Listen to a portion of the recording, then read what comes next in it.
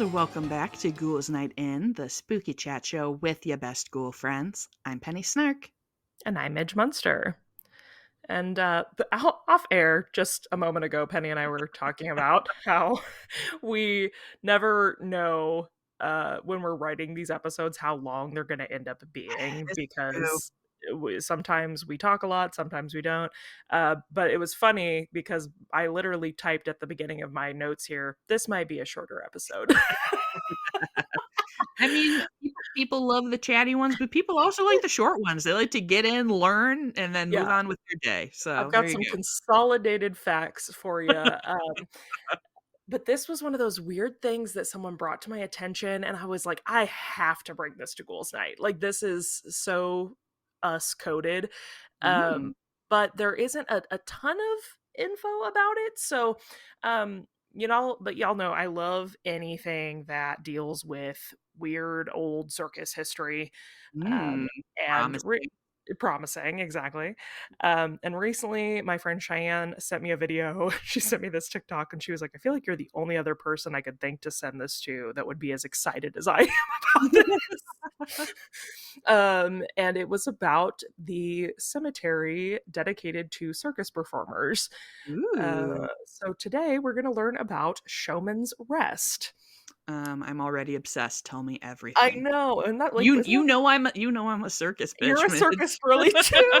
Well, and I didn't, like, it was one of those things where the note didn't particularly add to the story, so I kind of left it out, but Wisconsin does come up in Yes, it does. I'm sure it so I does. was like, "Oh, Penny's gonna love Wisconsin and circus. What a time."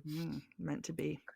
But the first thing we need to know before we get into the actual cemetery aspect of this is that we need to talk about the Showmen's League of America. Mm. So, in February of 1913, the Showmen's League of America was formed by a group of outdoor showmen who met at the Saratoga Hotel in Chicago. And the group in attendance basically came together to, they all were agreeing that it was time for there to be some kind of international organization that was Mhm. looking out for carnival people. Hell Good yeah. old, you know, not a union, but a union in a way. Yeah. um, A and professional so, organization. yes, a professional care ship. Um, so they agreed that they were establishing this group to cater to the needs and wishes of carnival people everywhere, through both good times and bad. And they elected the famous Wild West performer Buffalo Bill Cody Hey. to, hey, Buffalo Bill, not the not the Silence The of the other Lambs one. Buffalo Bill, the other one. The original. The OG, elected him to be the first president of the organization, and chose the elephant with an upturned trunk to be the symbol of their organization. So, as we know, we've talked about like sideshows and things throughout the time on this podcast. Being a circus performer is not a particularly luxurious Mm. lifestyle. It's not a very highly regarded career, especially like in 1913. A lot of these people were down on their luck or out of work or cast out by their families in some way. So the big thing here was that the charter members were pledging to care for each other and make sure that they had what they needed. And this included purchasing a burial plot at the Woodlawn Cemetery in Forest Park, Illinois, as a final resting place for those who did not have one. Mhm. So that's where our story begins. They purchased that burial plot in 1917, and unfortunately, what they did not know is that that would become a very important purchase pretty quickly. A few years after it was purchased, on June 20, or I guess the next year, June 22nd, 1918, a 26-car circus train carrying members of the Hagenbeck Wallace Circus was traveling from Illinois to Hammond, Indiana, and they had to make an unexpected stop because the train had an overheated axle box. So, stopped train. Most everyone on the train was asleep. It was Mhm. really early hours of the morning. It's carrying about 400 circus performers. So, a second train, manned by engineer Alonzo K. Sargent, had he had fallen asleep at the wheel of the train. I know it's not a wheel, but you know Mm. what I Yeah, mean. yeah. And did not see all the flares and signal warnings and lanterns and things that had been laid out Ugh. to signal that there was a stalled train ahead. A bunch of frantic flagmen tried to get his attention, were trying everything to get the train to stop, and were unsuccessful. And the second train crashed into the circus carrier train at 60 miles an hour. Ugh. Yeah. Train And crashes are so so bad. grody, so bad. So bad. Especially in this era, because as we're about to talk about, all of these boxcars were made of wood. Ugh. And so the rear of the train housed the four sleeper cars. So the Mhm, majority of the circus performers were in the rear of the train where the impact happened, and the wooden cars were crushed pretty mhm, easily. Um, Most of the deceased were killed from the impact because the cars telescoped in on themselves. mhm, Um, but there were survivors who were able to pull from the wreckage, but as they are confused and getting out of the way, the gas fed lanterns on the train caught all of that wood on fire. So, unfortunately, those who were lucky enough to escape were just like looking on in horror as their friends and family were burned alive. Um, so it's a very, very, very horrific accident. yeah. Uh, just like mass hysteria, horribleness. In total, 86 people were killed and 127 were injured. Mm. Most of them performers, but also, sadly, many of them were spouses and children of Oh, performers aboard yeah. the train. There's a really, I hate to say it that way, but a famous thing that was in all the newspaper articles about this at the time, that a famous clowning family, the husband survived, but he was seen like weeping over the bodies of his wife and children. No. Um, it's freaking horrible. Just Yes. that's no other way to get around that. So 38 bodies were taken to Gary, Indiana, 22 were taken to Hammond, and later more were pulled from the wreckage, and several people died in hospital care after the fact. So in total, we ended up with 86 dead. So 4 days after that crash, the survivors gathered at the Woodlawn Cemetery to bury their dead.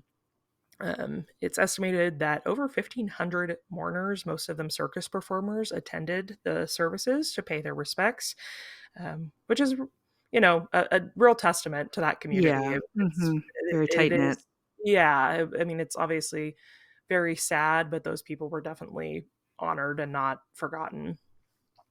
Today, this plot is known, as I said at the beginning, as Showman's Rest. It is a large active cemetery that contains 750 burial plots surrounded by 5 stone elephant markers. Like I mentioned early on, the Showman's League had selected the elephant with the upturned trunk as a symbol for their organization. As a rule, the elephant with the upturned trunk is seen as like a symbol of joy and kind Mhm. of, you know, they thought it symbolized showmen kind of parading and being very, Yeah. haha. So the 5 elephants around the cemetery are all shown with downturned trunks to symbolize mourning. Mm. This area, like I said, still active. They do still bury circus performers in this cemetery. I was looking at different headstones and things, and some of them, the most recent one I saw a photo of was 1993, but I do know that it's still active to this day. In fact, the idea of this has expanded, and there are now several Showmen's Rest plots around the United States, including one in Hugo, Oklahoma, as well as one in Tampa, Florida. Oh, yeah. Yeah. Um, However, what continues to like make this original Showman's Rest in Illinois unique and particularly like haunting and attractive to Hmm. ghost hunters and things like that, is that obviously this is where the 86 of the train crash are buried. And unfortunately, due to the nature of what happened, most of these bodies were interred in a mass grave. Oh, yeah. So they, you know, a lot of people in show life do not go by their real names. Yeah. I don't know anyone like that. Hmm. Do you, Weird. Penny? Couldn't imagine that. Imagine using a stage name. I don't know. Um, Obviously, circus workers, they're picking up people in different towns who need work. And so a lot of these people were recent hires and didn't have like documentation on who they were. Yeah. And sadly, of course, because of the nature of the crash, a lot of these remains were unidentifiable. Um, so there is this mass grave plot. However, it does have individual markers for each coffin. Some of them are marked with names like Baldy and Smiley, Yeah. which is kind of cute. Hmm. But mostly they are marked with like unidentified male or female and then a number. Um, there's only a dozen or so of the headstones that have actual names on them, including Jeannie Ward Todd, who is one of the Flying Wards, who was a famous trapeze act. The all of the McDew sisters passed in the crash. They were aerial stunt artists who rode elephants. And then Arthur Dierks and Nathan Neatsborn, who were part of the Great Dierks Brothers Strongman Act. So if you choose to visit the cemetery today, that you can obviously see all these gravestones. A lot of people will bring circus peanuts to leave on the Hmm. graves, as well as there are a lot of like clown statues that people will Sure. bring for the elephant markers.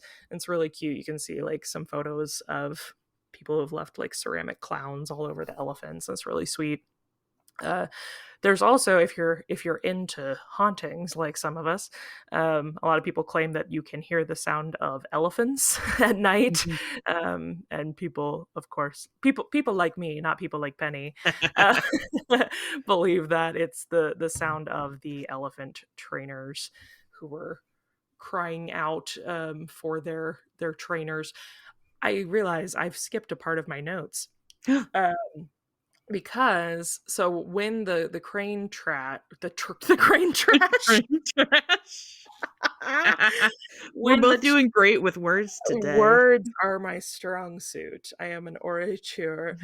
Mhm. When the train crash happened, obviously it was a very big news story, and Mhm. there were like a lot of rumors coming through the rumor mill, Yeah. and people had said like a demented circus like woman had escaped and was like in the woods. But a lot of the big things were that people said that elephants had died in the like an attempt to put the flames out by spraying water on the wreckage. Mhm. And then also people were like, oh, the train cars like broke and now there's lions and tigers that escaped and are roaming through the streets of Gary, Indiana. Mhm. um, but none of that was true because there was a second train with all of the circus animals on it that had passed through a few hours before, as well as a handful of performers. But so that ties into where people think that the elephant sounds are the elephants who were waiting for their trainers that were on the second train that never arrived. Womp womp. Wah, wah, wah, wah. But people who are like Penny will say that you can hear the zoo from from Showman's Rest, and that Perhaps. it's probably just the Chicago Zoo elephants. Uh, but what I think is really cool, now. I mean, obviously, this is a very they had purchased the burial plot regardless. The incident where it became useful is obviously Yeah. incredibly sad. But what is really cool about this cemetery, especially like the newer headstones in these plots, is that they're really highly personalized. Especially the photos I've seen, or like the ones you'll see if you Google Showman's Mhm. Rest. The ones that come up most frequently are actually from the Hugo, Oklahoma plot. Um, but they really have personalized them to each performer. Um, and so like a lot of the big headstones are in the shape of like big top tents, How or cool, they yeah. have clowns engraved on them, or I saw a couple that had little cameo, shapes with actual photos of these performers. So there was like a woman on a trapeze, like, doing Mhm. her act, or there's, like, a woman that's holding all these snakes. She's like a snake woman, Mhm. um, and I just think it's really beautiful. I mean, obviously, we've talked about a few different cemeteries on the Yeah. pod, and there are some rare instances where cemeteries have these more personalized headstones, but I just think it's really these in particular, because it's all, like, circus stuff, it's very, like, playful and joyful, um, and I honestly wish that more cemeteries were like that, and that it was Yeah, more common to honor the deceased by celebrating what they loved to do. Um, for and sure. I just think it's really, really sweet. Um so, as always, let us know if you have been to a Showman's Rest. I'm now very determined to go visit this one because it's not far from me, and it's Yeah. not far from you either, No, really. it's not. Um, I never knew that. I actually had like a friend in college that was from Forest Park, Illinois, and I don't know why that never came up, but that like Forest Park is literally named that because that's like where all the cemeteries are outside of Chicago. Nice. Like, it's, where the I guess back, obviously not now, but in the before times, it was, like, where the public transit cut off, and so Yeah. that was Mhm. where they put all the people All the to rest. cemeteries. I Yeah. was like, "Damn, I wanna go out there and do a cemetery tour of a bunch of Right? cemeteries." That must be super cool. I'll have to check Yeah, that out. but yeah, let me know if you've been to one of these. If so, what was your favorite tombstone imagery that you saw? Did you hear elephants calling? Uh, let us Can know. I tell you an elephant story? I would love to hear an I elephant don't story. remember if I've talked about this on the podcast before. I might have. I don't Um, recall you telling me an elephant-related story, but that uh, doesn't mean anything. My brain don't work so good. so there is a town in Wisconsin called Delavan, Mhm. and my family has a cottage there, and so we would go there fairly regularly in the summers. And Delavan used to be in like the 1800s. A lot of circuses had winter campgrounds Mhm. there, where they would stay. And one year, a elephant named Juliet died during the winter, sadly. But of course, it was winter in Wisconsin, so you could not Bury dig her. into the Yeah. ground. So they dragged her out onto the lake, and when the lake melted, she went into the lake, and her bones are still in Lake Delavan. And Huh. my dad, I don't know how true this is, but my dad would always tell me that, like, sometimes, like, people fishing would, like, pull up, like, an Pull up elephant an elephant bone. bone. Yes, Huh. which Well, and that's I there would you go. what was so this is turning into Ghouls Night In, the elephant edition. Yes.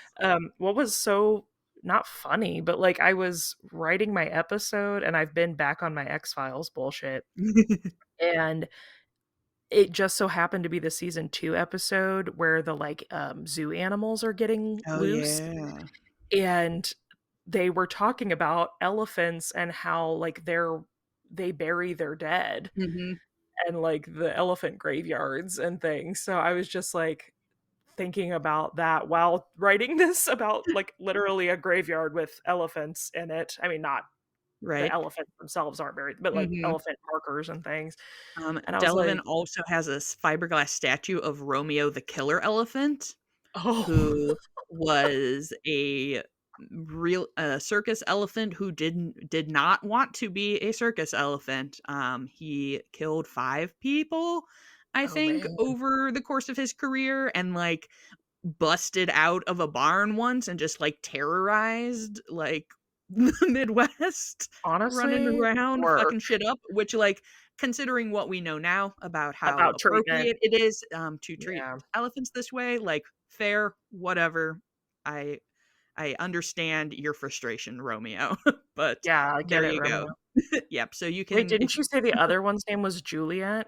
yes. Romeo and Juliet? Yes, and there was a there was a circus press agent that tried to be like, "Romeo is bad because he's sad that Juliet died," but I don't think that that was No, I necessarily think he true. was probably sad because I people think were he was whipping yeah. him and keeping him in a cage. Yeah. Yeah, Yes. um, but So there yeah, you I go, don't know. that's my weird some of my weird circus connection that I grew up with. Yeah. Well, and actually, so that's, Hugo, Oklahoma was one of the wintering towns as Yep. well, and that's why one of the other Showman's Rest locations is in Yeah. Hugo, Oklahoma.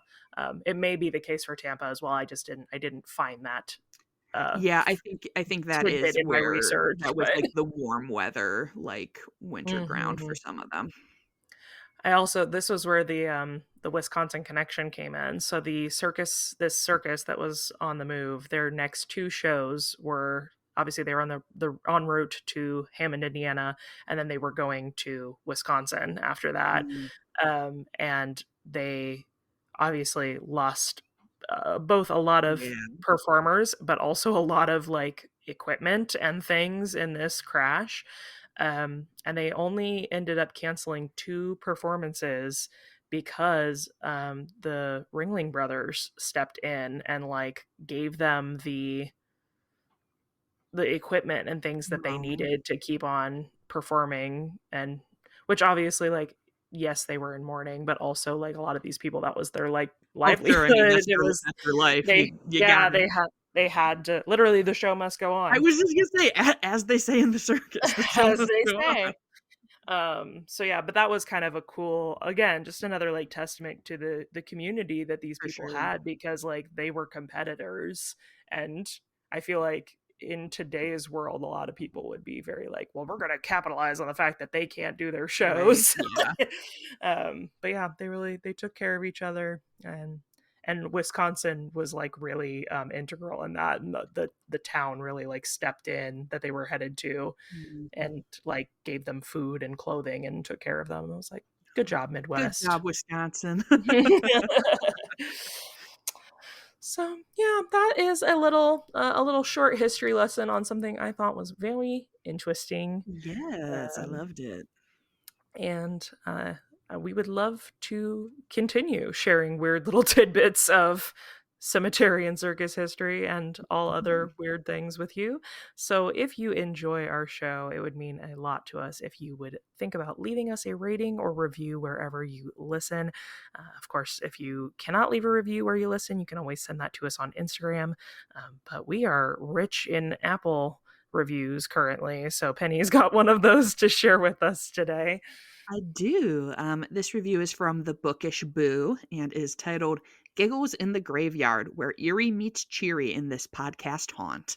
Uh, Listening to Ghouls Night In is like attending the most eccentric tea party where the ghosts are the ones spilling the tea, blending eerie tales with giggles so seamlessly you'll forget you're supposed to be spooked. It's as if your funniest friend decided to narrate ghost stories but keeps getting sidetracked by their own hilarious commentary. Huge thanks to the Ghouls Night In hosts for the laughs and thrills. Your show is a true highlight in my week. P.S. The Those Crazy Victorian sweatshirt was easily one of my favorite Christmas gifts this past holiday season. And Aww. if I had to pick, the episodes on Monster Cereal and Mary Shelley are among my absolute favorites. Oh, that's awesome. Yes, thank you so much, friend. I mean, Again, a second week where we one of us brought something kind of dark, and the review is right. like, y'all are so hooky kooky funny. Funny, except for in the bummers.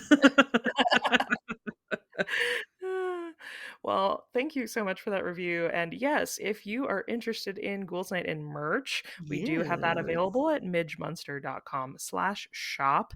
We have both just very cute merchandise of Penny and I's faces in cute art. Hey.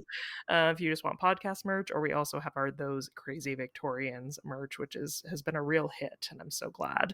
Yes, Uh, maybe we need new merch this year, Mitch. well, Maybe you've got a new hair color, so we got to do something about that. it's true. It's true. Penny's no longer our little resident green goblin, so No. we gotta we gotta change it up. And if you would like more from this podcast, you can follow us over on Instagram at Ghouls Night in Pod. If you are looking for me, you can find me across the web at Midge Munster.